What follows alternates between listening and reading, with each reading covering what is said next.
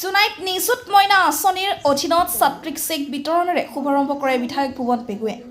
মুঠ 1564 ছাত্ৰীক চেক প্ৰদানৰ ব্যৱস্থা প্ৰশাসনৰ। সমগ্ৰ ৰাজ্যতে আছে আনুষ্ঠানিকভাৱে শুভাৰম্ভ কৰিছে নিযুত মইনা আঁচনিৰ আনুষ্ঠানিক চেক বিতৰণ কাৰ্যসূচী।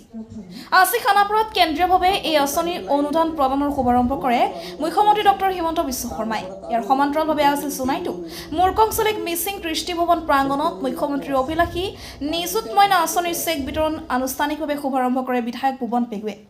ছাত্ৰী সবলীকৰণৰ দিশে আৰু এখোজ লক্ষ্যৰে আৰম্ভ কৰা এই নিযুত মইনা আঁচনিৰ জৰিয়তে জোনাইৰ বিভিন্নভাৱে বিদ্যালয় মহাবিদ্যালয়ৰ মুঠ 1564গৰাকী ছাত্ৰীলৈ আগবঢ়োৱা হয় নিযুত মইনা আঁচনিৰ চেক।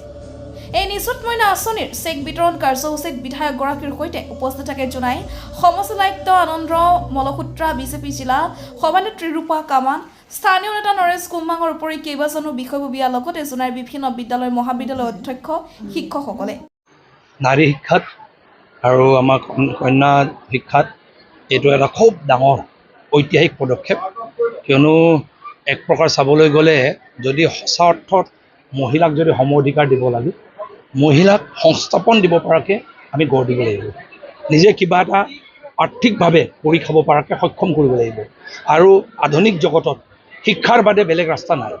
আৰু এই শিক্ষা গ্ৰহণৰ গোটেই বিষয়টোত যে আমাৰ কন্যা সন্তানসকলে, আমাৰ ছোৱালীসকলে কলেজৰ শিক্ষা আপোনাৰ BA পাছ কৰি MA পঢ়ালৈকে চৰকাৰে ছাপোৰ্ট দিয়াৰ কথা যি ভাবিছে, যেনেকৈ চৰকাৰে ছাপোৰ্ট দিয়াৰ কাৰণে আগুৱাই গৈছে, মই ভাবোঁ যে এতিয়া আমাৰ ছোৱালীসকলে উৎসাহিত হৈ এতিয়াৰ পৰা আপোনাৰ বাল্য বিবাহ বন্ধ হ'ব, আপোনাৰ পঢ়া শুনাটোক বাদ দি বেলেগ হঠাৎ কৰ্মৰ পঢ়া শুনা আধৰুৱা কৰি বেলেগ কৰ্মত যোৱাও বন্ধ হ'ব।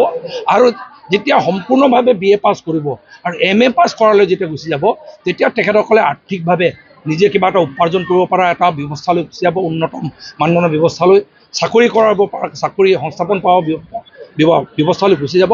আৰু তেতিয়া মই ভাবোঁ যেতিয়া নিজে উপাৰ্জন কৰিব মহিলাসকলে, ঘৰখনতো মই ভাবোঁ যে এটা সমান অধিকাৰ পাব, সন্মান পাব আৰু ঘৰখন সমাজখনো আগুৱাই যাব। তেতিয়া ভাল লাগিছে আজিৰ এই যি অসম চৰকাৰৰ যি ব্যৱস্থাটো আমাৰ কাৰণে বহুতে ব্যৱস্থাটোৰ বিষয়ে মই আমাৰ যি অসমৰ মুখ্যমন্ত্ৰী তেওঁক মই বহুত ধন্যবাদ দিব বিচাৰোঁ। কাৰণ আমি যিহেতু মধ্যবিত্ত শ্ৰেণীৰ আমি ছাত্ৰ ছাত্ৰী আৰু আমাৰ কাৰণে বিশেষ এনেকুৱা সুবিধা আমি আগতে পোৱা নাছিলোঁ।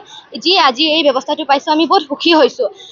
আৰু যি এই ব্যৱস্থাটোৰ প্ৰতি আমি সন্মান জনাই মেলি আমাৰ শিক্ষাটো আমি অতি উত্তমভাৱে আমি আগবঢ়াই লৈ যাম বুলি মই নিজকে আশা কৰিলোঁ। আৰু এই যোন ধনৰাশিটো দিছে আমাৰ অসম চৰকাৰে, এইটো বহুত এটা ডাঙৰ এটা সহায় হ'ব আমাৰ পেৰেণ্টছৰ, আমাৰ অভিভাৱকসকলকো বহুত এটা সহায় হ'ব। কাৰণ যিহেতু আমাৰ মানে মা দেউতাসকলে ইমান আমাৰ কাৰণে মাহে এটা 1250 টকা ওলাই দিবৰ কাৰণে আমাৰ ইমান ক্ষমতাৰ নহয় আমাৰ মা বাবাসকল।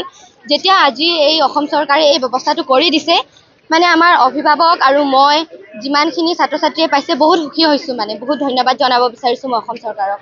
প্ৰথমতে আমি মুখ্যমন্ত্ৰী ডাঙৰীয়াক ধন্যবাদ জ্ঞাপন কৰিছোঁ। আৰু এই আঁচনিটোৰ যোগেদি আমি বহুত সহায় পাইছোঁ। যিহেতু আমি কলেজ যোৱাত আগতে অলপ অসুবিধা পাইছিলোঁ, এতিয়া মানে বহুত সহায় হৈছে। মানে মুখ্যমন্ত্ৰী ডাঙৰীয়াই এই ধনটো প্ৰদান কৰাৰ বাবে ভাল পাইছোঁ, সহায় হৈছে আমাৰ বহুতে।